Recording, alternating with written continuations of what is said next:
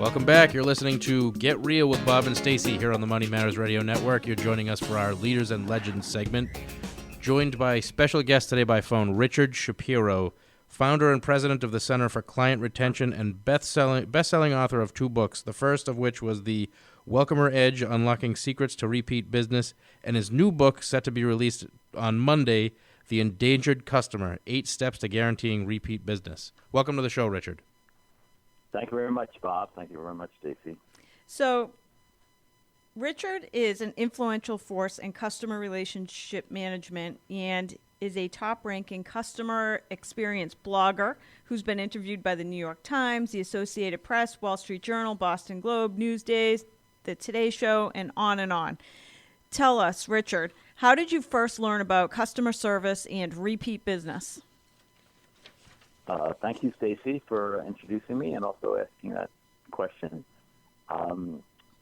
My father, I was very lucky to learn about customer experience and how to generate repeat business at a very young age.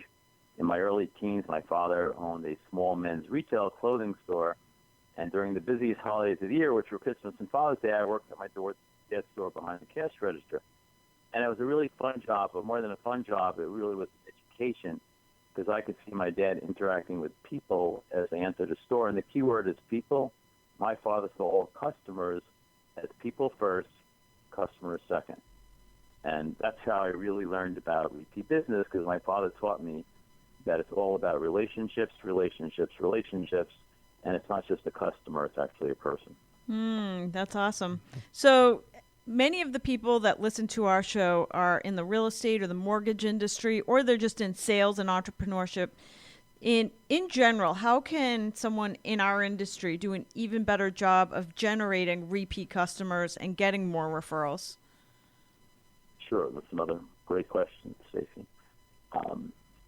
It's funny because when I give a talk to an audience that's not really in financial services or in the real estate market, I'll say that in real estate, the most important thing is location, location, location. Mm-hmm.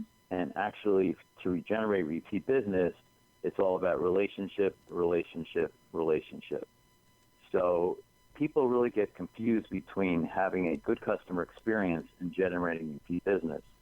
So in any business, someone could have a good customer experience but not repurchase or not come back or not use the same agent in a real estate, environment.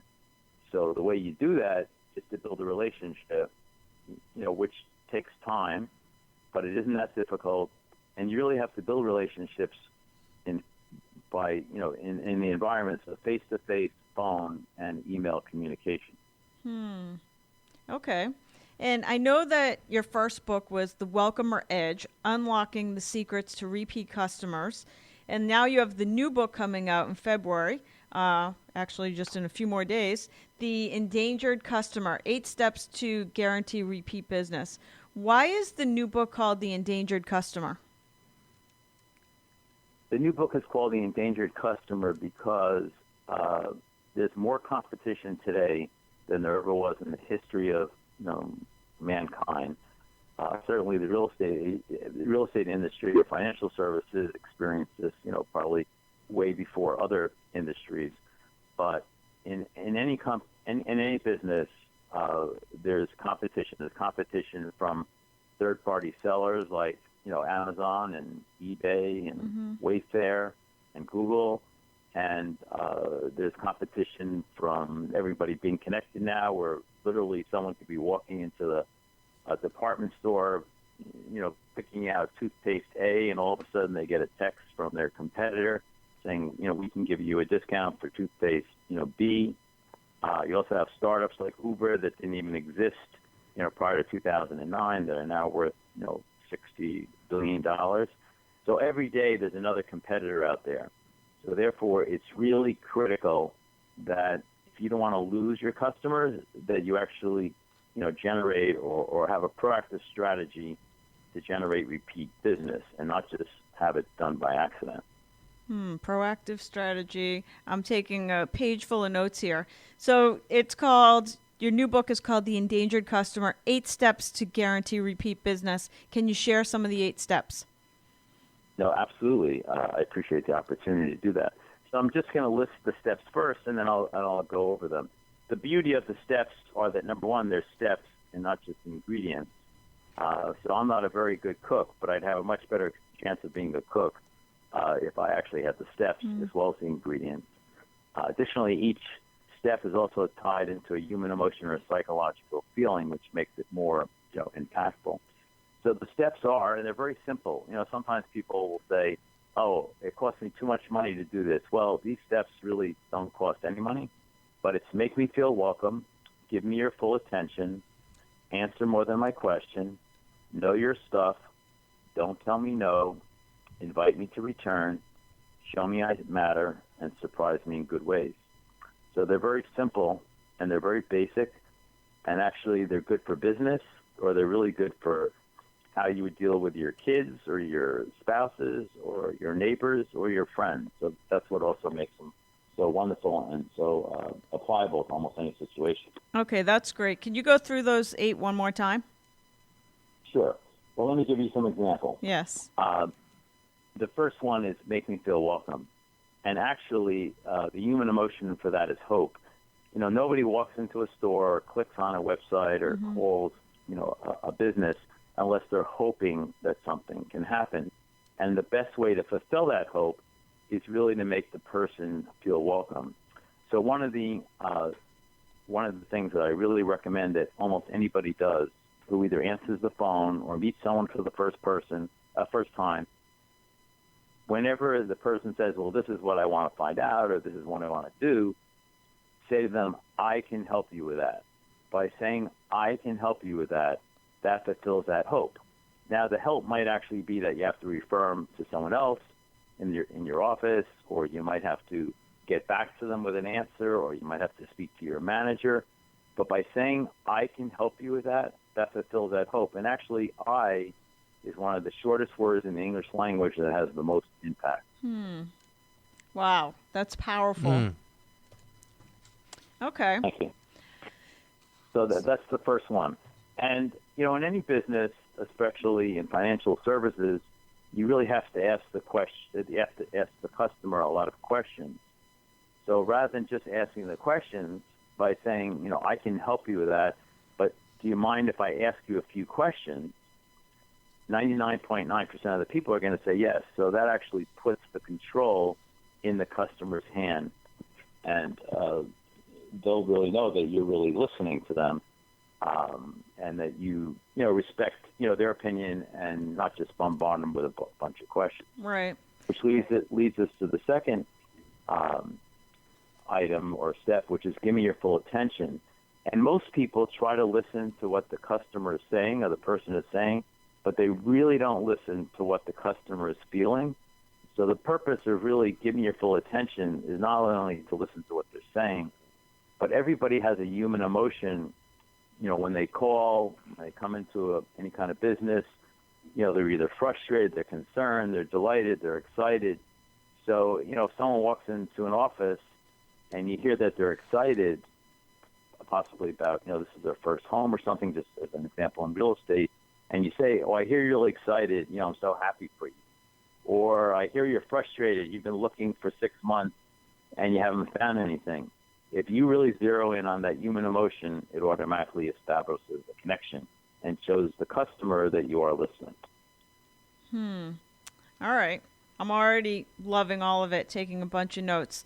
So, should I continue going over some of the other items? Or yeah, let's go over answer more than just the question they have. Yes.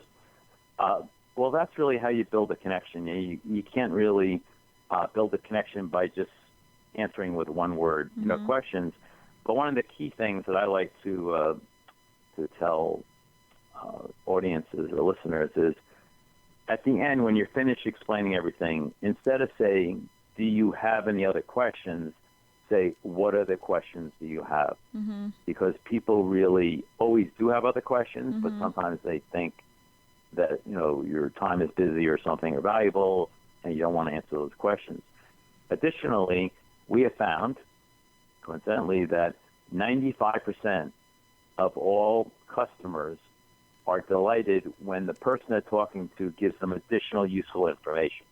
So not only answers their questions, but provides them information that they really hadn't thought about, asking. So when somebody does that, 95% of them are delighted automatically. And the next one is know your stuff.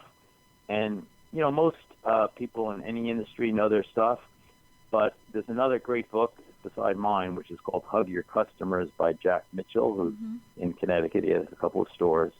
And he wrote a book, Hug Your Customers. And in the book, he really stresses that it's more important to know your customers than your merchandise. And I think that no matter what industry or what company, people really need to log in information about the customer, as a private thing. Like if they have a pet, what's the name of the pet, or they have children, or where they used to live or where they grew up. If you can put all those things in some kind of database, even if it's your own file system, and the next time you see them, say, well, how was your dog Spike or something? Yes. I mean, people just love that, and that really helps build a connection and build a relationship. Bob and I were just talking about this because sometimes your employees are your customers too. So doing all the these, time. Yeah, so it seems like you can do these simple steps for your employees as well as your customers to build a great business. All right, what was number 5? Don't say no. And don't say no actually is very frustrating. And don't say no also is when you don't get back to somebody. So the longer you don't get back to somebody, if you leave a voicemail or somebody emails you, really a voicemail, during business hours should really be answered, within 4 hours, and certainly an email by the next day. The longer it takes for you to get back to somebody, you're really telling the customer they're not very important. And that's also saying no. It's not just no. Always say what you can do. I know there's certain stores that will never, if somebody asks, what time does the store close? They'll never give that answer. They'll tell them when the store is open. So there are ways that you can reposition something. That's great. All right. The next one is invite me to return, and that also uses the I.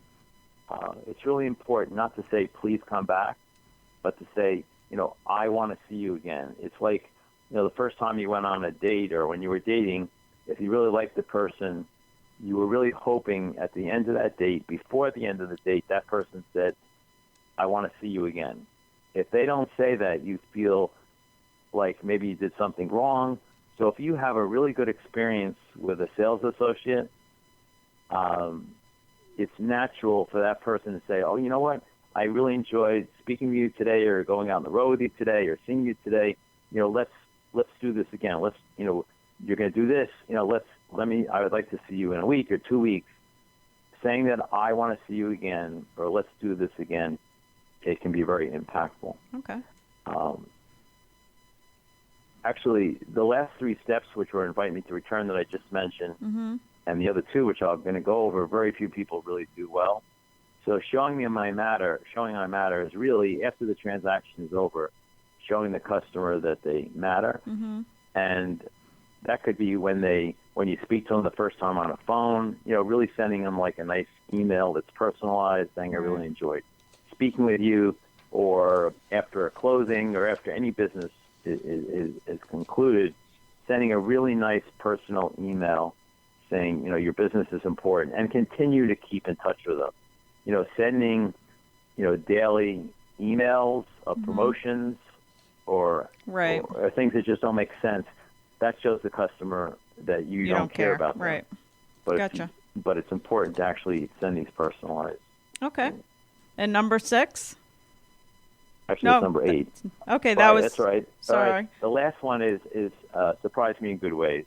And everybody likes a surprise. So in any business, usually there could be like the 80-20 rule, where 80% of your business comes from 20% of your customers.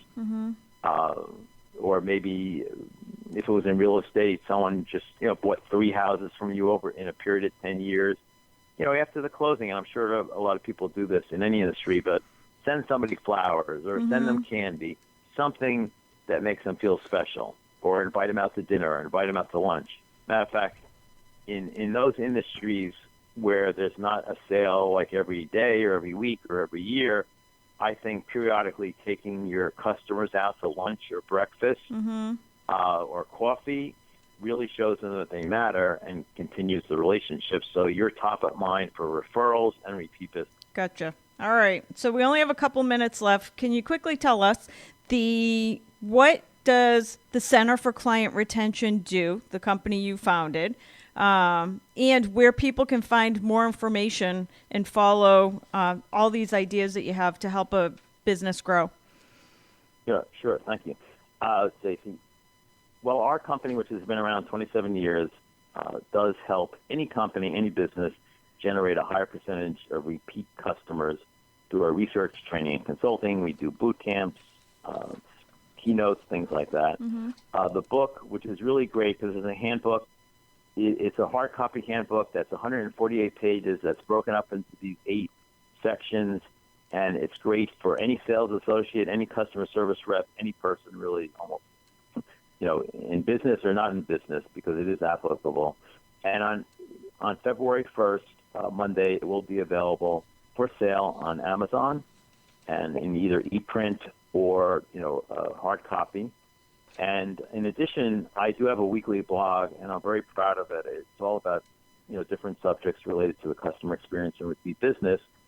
And it's under our letters of our company, TCFCR. So if you go to TCFCR, which is the Center for Client Retention, and you'll see a link for the blog, and then you can see it, and you can also subscribe to the blog where every week you'll get, email listing the blog. So I think it's very beneficial, or would be very beneficial to your listeners. Yes.